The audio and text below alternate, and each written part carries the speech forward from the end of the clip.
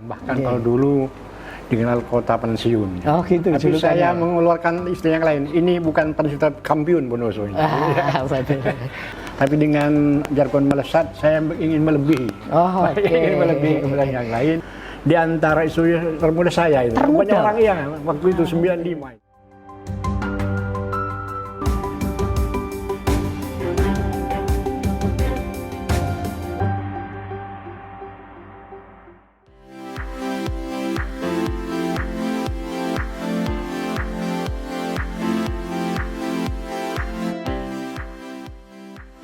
Hai Tribuners, dimanapun berada, kembali bertemu dengan saya Tri Mulyono. Kali ini saya berada di kota Bondowoso, sebuah wilayah cantik di timur Pulau Jawa. Kita nanti akan ngobrol banyak hal dengan Pak Bupati, Kiai Haji Salwa Arifin. Yuk kita simak obrolan kita. Kiai Haji Salwa Arifin adalah Bupati Bondowoso periode 2018 hingga 2023 yang berpasangan dengan Irwan Bahtiar. Kiai Haji Salwa Arifin merupakan putra kelahiran Bondowoso. Beliau lahir pada 4 November 1955. Tokoh sederhana ini pernah menjadi wakil bupati pada tahun 2013 hingga 2018 berpasangan dengan Amin Said Husni. Kiai Haji Salwa Arifin juga merupakan pengasuh Pondok Pesantren Manbaul Ulum Bondowoso. Kiai Haji Salwa Arifin pernah menjadi Rais Syuriah PCNU Kabupaten Bondowoso pada tahun 1996 hingga 2004. Ia juga menjabat sebagai Mukhtasar PCNU Kabupaten Bondowoso tahun 2004 hingga sekarang. Simak perbincangan Tri Mulyono, pemimpin redaksi Tribun Jatim Network bersama Bupati Bondowoso Kiai Haji Salwa Arifin dalam wawancara eksklusif. Assalamualaikum warahmatullahi wabarakatuh, Pak.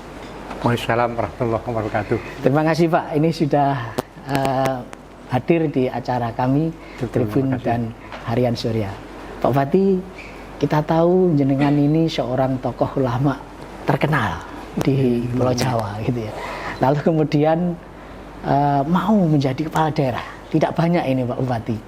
Sebetulnya apa ini Pak yang dulu melandasi Pak Bupati akhirnya ingin berjihad di pemerintahan ini? Monggo Pak Bupati. Ya. Terima kasih Bapak atas pertanyaannya. Sebenarnya ini pilihan yang tidak disengaja. Siap. Jadi kami dari awal seperti biasanya anak-anak waktu itu memang ya kita belajar dari awal. Belajar keagamaan di pondok pesantren. Siap. Kemudian setelah selesai belajar saya terjun di organisasi. Oh organisasi, gitu. Apa itu Pak dulu Pak? NU ya. NU saya menjadi pimpinan NU 95 sampai 2001. Oke. Murni saya bergerak di organisasi keagamaan. Oh, oke. Dan juga di rumah ada pondok pesantren, sehingga ngelola itu saja. Siap. Kemudian masuk ke masa reformasi, rupanya kondisi itu ada peluang pimpinan daerah dipilih oleh putra daerah. Betul, itu. Sehingga muncul masyarakat itu siapa di antara putra daerah yang patut jadi pimpinan daerah. Oke. Setelah kita jaring, masyarakat saya yang banyak suaranya dikehendaki. Siap. Sehingga saya walaupun bukan orang partai, tapi partai menunjuk saya untuk maju. Oh gitu. Saya kan di NU. Tapi partai-partai kok sepakat saya karena suara terbanyak saya untuk dimajukan sebagai calon pimpinan. Oke. Jadi sebenarnya saya ada tujuan ke sini. Ada. Misalnya karena sudah keadaan yang menentukan untuk sehingga akhirnya saya mengikuti keadaan ini. Siap. Pak Bupati, di tengah lokasi Bondowoso memang kurang strategis ya. Tetapi Bondowoso ini punya banyak potensi ya Pak ya, yang bisa dikembangkan, diantaranya soal pegunungan, wisata segala macam. Barangkali bisa disampaikan Pak Bupati kira-kira yang sudah dan akan dilakukan untuk makin meningkatkan potensi ini kayak apa Pak Bupati? Ya betul, memang stigma Bondowoso memang kota yang sulit berkembang. Bahkan kalau dulu dikenal kota pensiun. Oh gitu. Tapi saya mengeluarkan istilah yang lain. Ini bukan pensiun kampiun Bondowoso ini. Sehingga ketika saya masa kampanye pemilu saya membawa judul atau jargon untuk menghilangkan stigma itu sehingga saya itu Bondowoso melesat. Bondowoso melesat. Iya. Itu apa Pak penerjemahannya? Artinya kan melesat itu mandiri ekonomi, sejahtera, kemudian adil terdepan dalam iman dan takwa, itu memang sejahtera dan ekonomi. Ya. Karena Bondowoso dari pegunungan, maka potensi yang bisa kita kembangkan itu mungkin pengembangan kopi rakyat di lereng gunung. Kopi rakyat, ya, itu. Memang khas itu Pak ya? Iya, namanya itu, yang sangat mungkin di pegunungan itu. Untuk pengembangan pariwisata mungkin itu. Sehingga lewat itu, ya Bondowoso bisa, walaupun tidak sama dengan daerah lain, ya Bondowoso bisa paling tidak bisa sama. Tapi dengan jargon melesat, saya ingin melebihi. Ingin melebihi kepada yang lain. Betul. Dengan cara kami memacu teman-teman untuk kerja keras. Alhamdulillah. Banyak yang inovasi, banyak langkah inovasi. Sehingga lewat cara itu mungkin saya bisa. Yang tidak stigma itu bisa hilang. Dan hasilnya sudah mulai kelihatan Pak ya. Jadi perkembangan pertumbuhan ekonomi di Bondowoso mulai bisa bersaing dengan wilayah sekitarnya. Alhamdulillah gitu ya. Pak, ini beberapa daerah di sekitar Bondowoso ada beberapa yang baru kepala daerahnya ya, Banyuwangi juga itu Pak. Ini kira-kira apa Pak yang akan nanti dikolaborasikan dengan kepala daerah baru dan di sekitar Bondowoso ini sehingga ini bisa makin meningkatkan potensi yang ada di Bondowoso ini tadi. Begini ya, mungkin yang dengan Banyuwangi mungkin sedikit melanjutkan kan, dulunya sudah kita kolaborasi tentang sudah ada Pak kerjasama tinggal melanjutkan saja. Siap. Juga dengan Situ Bondo mungkin ada hal-hal yang kemiripan juga kita kolaborasikan dengan Situ Bondo, terutama tempat pariwisata. Oke. Pak Bupati, ini memang pandemi secara global Pak ya, di pemerintahan Pak Bupati ada pandemi COVID-19 itu ya, dan kita berjuang agar ini segera teratasi.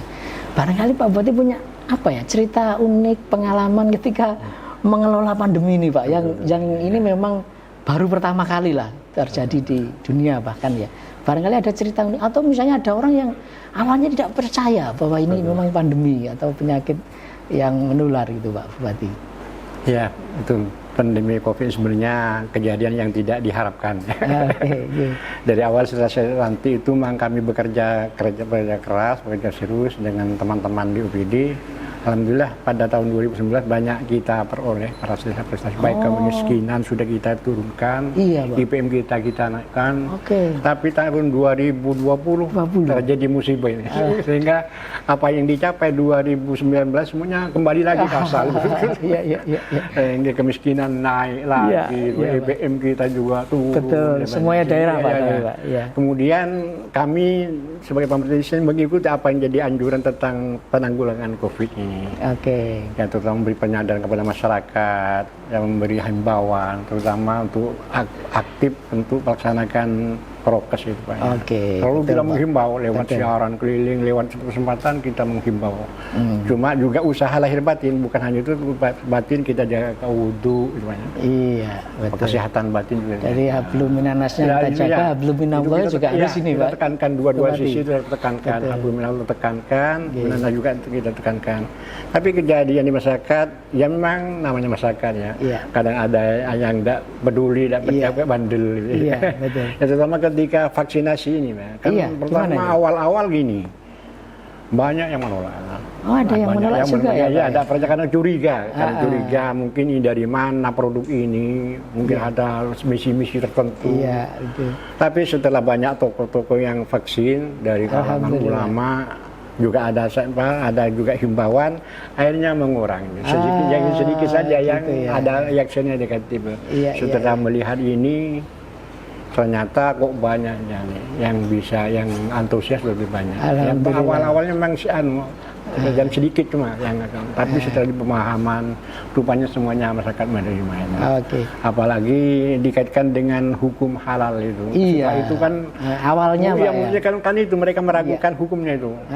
Ada kecurigaan, kecenderungan dibuat dari bahan-bahan yang najis ya. Apa dari babi dan ulama yang menyatakan para kiai akhirnya mereka percaya. Hanya sedikit sekali.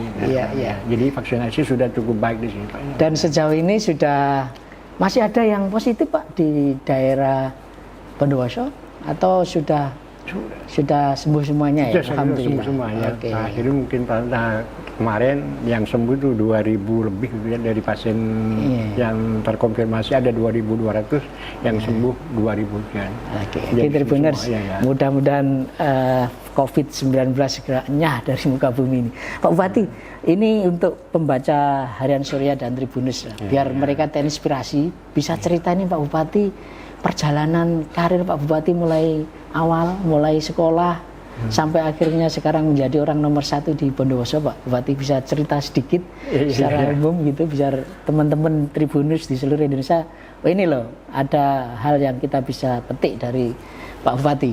Betul. Iya. Ya, segi perjalanan pendidikan saya memang saya pendidikan keagamaan ya dari biasa kecil Pak ya. SD, SMP, ya. SMA juga merakam di MI, MTS ya.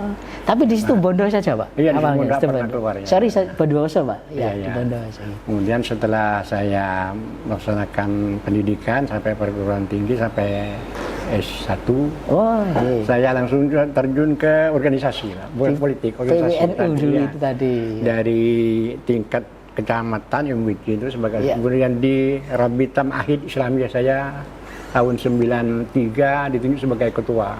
Alhamdulillah. Ketua Asosiasi Perkumpulan Pesantren Kabupaten Bondowoso. Itu usia berapa Pak Bupati sudah menjabat amanah yang cukup besar kayak begitu? Waktu umur berapa Pak? Iya, waktu itu saya ingat ketika saya jadi surya, ketika saya ada Munas di Jakarta, di antara surya termuda saya itu. Banyak orang waktu itu 95 itu. Sebenarnya biasanya surya kan sepuh-sepuh itu. Iya, betul Pak. Waktu itu saya di Hotel Indonesia itu, kumpulnya di sana.